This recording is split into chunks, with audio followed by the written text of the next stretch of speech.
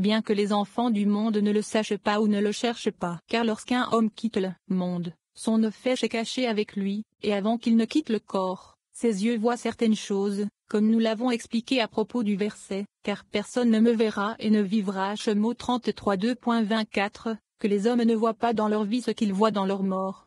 344, ses yeux s'ouvrent sur la vision qu'ils viennent de voir, et ceux qui se trouvent à côté doivent mettre une main sur ses yeux et les fermer, en raison de ce que nous avons appris sur les coutumes communes. Lorsque les yeux restent ouverts à la vision chère, s'il a un fils, ce dernier doit être le premier à mettre sa main sur ses yeux et à les fermer. Il est dit, et Yosef mettra sa main sur tes yeux, car une autre vision impie est venue devant lui et l'œil qui a contemplé la vision sainte suprême ne doit pas regarder l'autre vision.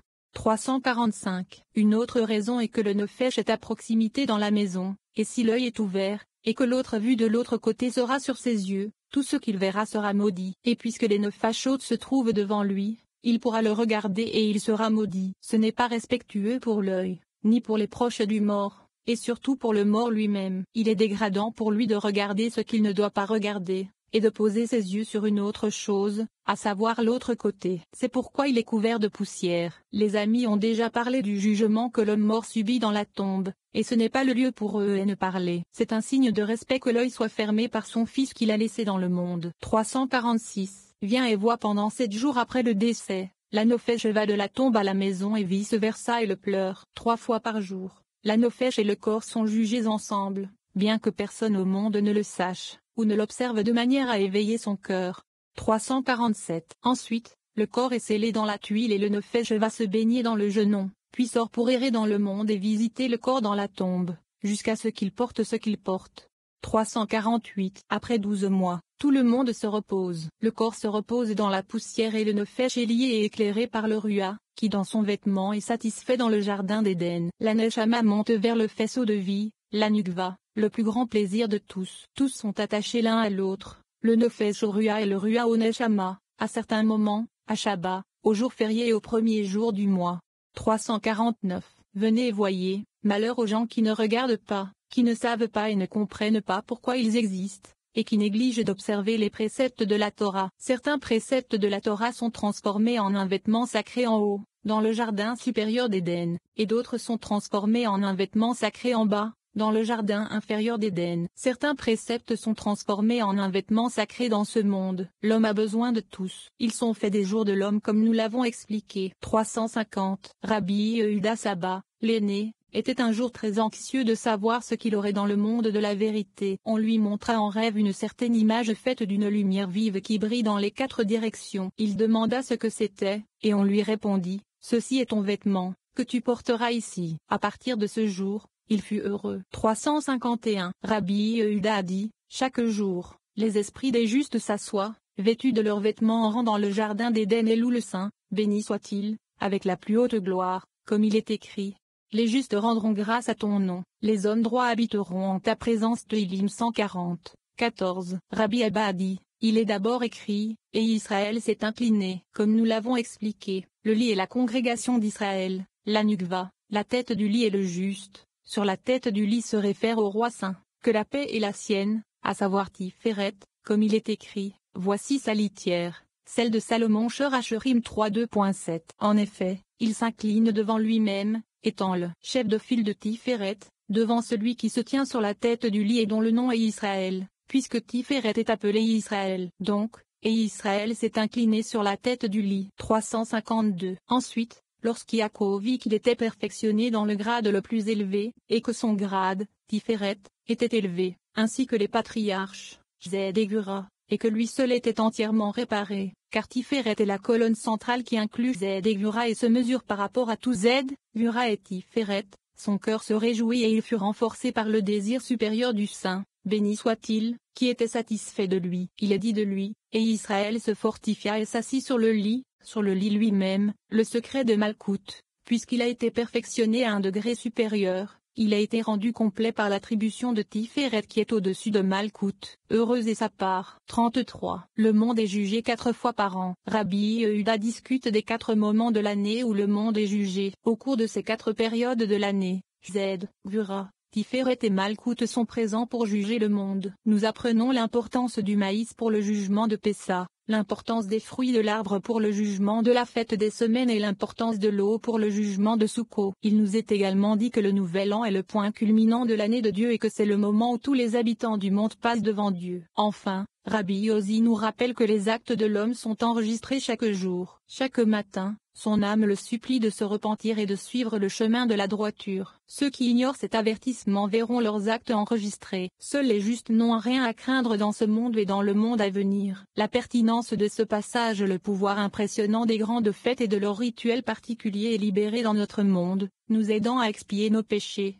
à atténuer les jugements prononcés contre nous et à transformer notre caractère intérieur. En fonction du degré d'expiation dans notre cœur, ce passage nous aide à modifier notre destin de manière positive en contrôlant la semence et la tête de l'année de Dieu. La prise de conscience de l'importance de la pénitence et de la croissance spirituelle est approfondie dans notre conscience, ce qui nous incite à poursuivre la transformation de soi dans le but de nous rapprocher de la lumière du Créateur. 353. Nous avons appris que Rabbi Yehuda a dit: nous avons expliqué dans la Baraita que le monde est jugé 4 fois par an, à Pessa pour le maïs, à Shavuot pour les fruits de l'arbre, à Rosh Hashanah, lorsque tous les habitants du monde passent devant lui comme un troupeau de moutons, et à Soukhot lorsque l'eau leur est distribuée. Nous avons expliqué le secret de la Baraita, que le maïs à Pessa correspondait au chariot céleste, le secret des patriarches, Zed, Gvura, et Tiferet, et du roi David, Malkout. En effet, les 4 temps évoqués dans la Baraita sont le secret des pères et du roi David. Il explique: le jugement est prononcé à Pessa en ce qui concerne le maïs littéralement. Et nous avons déjà expliqué, à ce propos,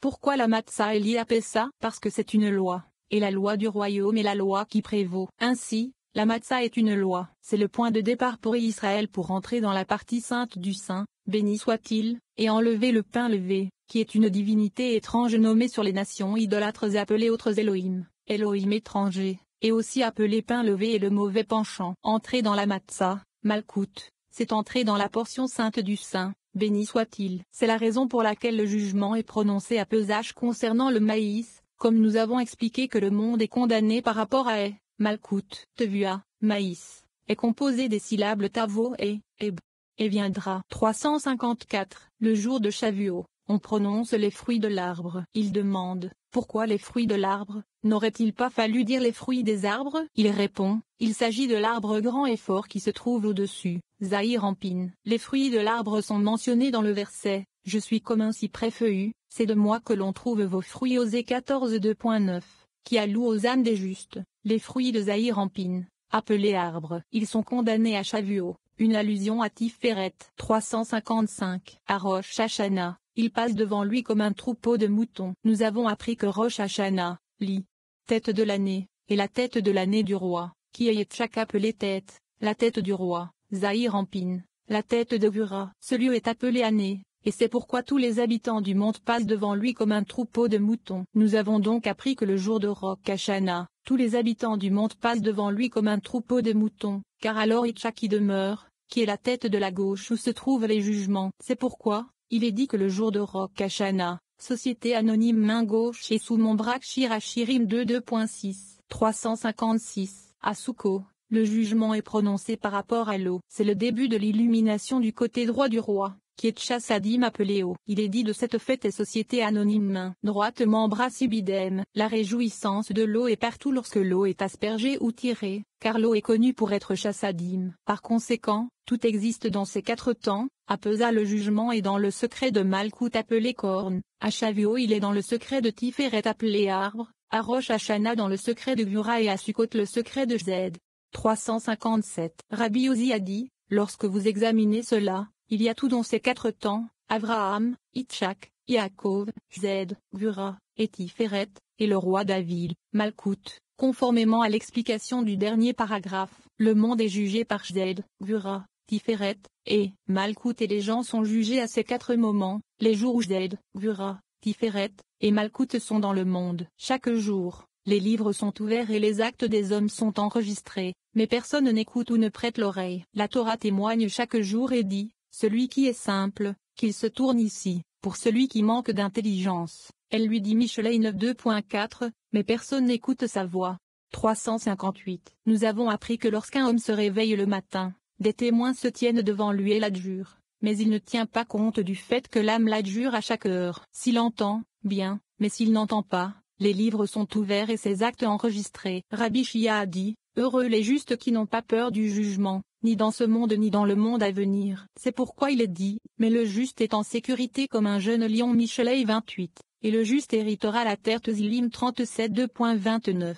34. Et quand le soleil se couchait, Rabbi Shizukiya commence par expliquer que le verset titre fait référence au jour du jugement strict. Lorsque l'âme d'un homme quitte son corps, nous apprenons que 30 jours avant sa mort, la neshama de l'homme s'en va. En conséquence, son ombre disparaît et tout désir le quitte. Lorsque l'homme est jugé en haut, la neshama monte à la cour supérieure de justice où elle témoigne des pensées et des actes de cet homme. Si cet homme est malade et que son jugement est favorable, il peut guérir. Cependant, si son jugement le condamne, il peut encore survivre si Dieu voit qu'il aura plus tard du mérite ou qu'il donnera naissance à un fils juste. La pertinence de ce passage ici, nous contribuons à purifier nos âmes du péché et des méfaits afin d'adoucir les jugements prononcés contre nous. Le désir de poursuivre le développement et la croissance spirituelle est accru en nous afin de mériter une longue vie dans ce monde physique et de nous rapprocher de la lumière du Créateur par des actions positives. En outre, la bénédiction et la justice sont accordées à nos enfants, les aidant à reconnaître et à adopter les avantages de la spiritualité et de la Torah, ce qui augmente encore notre qualité et notre durée de vie. 359. Rabbi Shizukiya a ouvert la discussion avec le verset suivant. Et lorsque le soleil se couchait, un profond sommeil tomba sur Avraham. Bereshit 15h12. Ce verset a été expliqué. Mais voici le secret du jour du strict jugement, qui retire l'homme de ce monde. Nous avons appris que lorsque le temps est venu pour l'homme de quitter ce monde, c'est le temps du grand jugement, lorsque le soleil s'obscurcit et ne brille pas jusqu'à la lune, comme il est écrit, avant que le soleil ne s'obscurcisse. Kohélet 12.2. Cela fait référence à la sainte Neshama, qui est retenue pour l'homme 30 jours avant qu'il ne quitte le monde, et il voit que son ombre est retenue et ne peut être vue. 360. Il demande, quelle est la raison pour laquelle son ombre a disparu de lui? Il répond, parce que la sainte Neshama est partie et s'est éloignée de lui. Ce n'est pas lorsque l'homme s'affaiblit et meurt que l'âme lui est retirée, mais dans sa vie, lorsqu'il est en vigueur, sa Neshama s'éloigne de lui et ne brille pas sur le Rua. Le Rua ne brille pas sur le Nefej, et alors l'ombre est partie et n'éclaire pas sur lui. À partir de ce jour, tout le monde proclame qu'il va mourir, même les oiseaux dans le ciel. Pourquoi? Parce que sa Neshama est partie de lui, le Rua ne brille plus sur le Nefej, et il est affaibli, et mangé et tous les désirs du corps sont partis de lui. 361. Rabbi Yehuda a dit, même lorsqu'un homme tombe malade et ne peut pas prier, la Neshama est partie et retirée de lui. Le Rua ne brille alors pas sur le Nefej jusqu'à ce que le verdict soit rendu. Si le verdict est bon, la Neshama retourne à sa place et brille sur tout le monde, ainsi que sur le Rua et le Nefej. Ceci est vrai tant que le jugement n'est pas encore prononcé. Quand il l'est, et qu'il est déjà décidé qu'il mourra, 30 jours avant les autres, la Neshama est partie et son ombre s'en va. 362. Nous avons appris que lorsqu'un homme est condamné ci-dessus, sa Neshama est apportée à la cour de justice, où le procès se déroule selon son témoignage. Elle témoigne de tout et des mauvaises pensées qu'il a nourries, mais pas des mauvaises actions, car elles sont toutes enregistrées dans un livre. Au moment de la sentence ci-dessus, l'homme est jugé pour tout, aussi bien pour ses pensées que pour ses actes. Le corps est alors en difficulté plus qu'à tout autre moment. 363. S'il est jugé favorablement, il est libéré. La sueur coule sur le corps et la Neshama revient plus tard pour briller sur tous. Le Rua et l'Anfej. Un homme n'est jamais guéri de sa maladie tant qu'il n'est pas condamné ci-dessus. Si vous dites qu'il y a encore beaucoup de gens mauvais qui restent en vie, à savoir recouvrés de leur maladie, il répond, le saint, béni soit-il, veille sur sa sentence. Même s'il n'a aucun mérite et que le saint, béni soit-il, voit qu'il le fera plus tard, il l'acquitte. Ou parfois il voit qu'il engendrera un fils juste et donc le saint, béni soit-il, le juge favorablement. 364. Toutes les œuvres et les jugements du saint, béni soit-il, sont pour le bien, et il veille surtout, comme il est écrit, ai-je le moindre plaisir à ce que le méchant meure?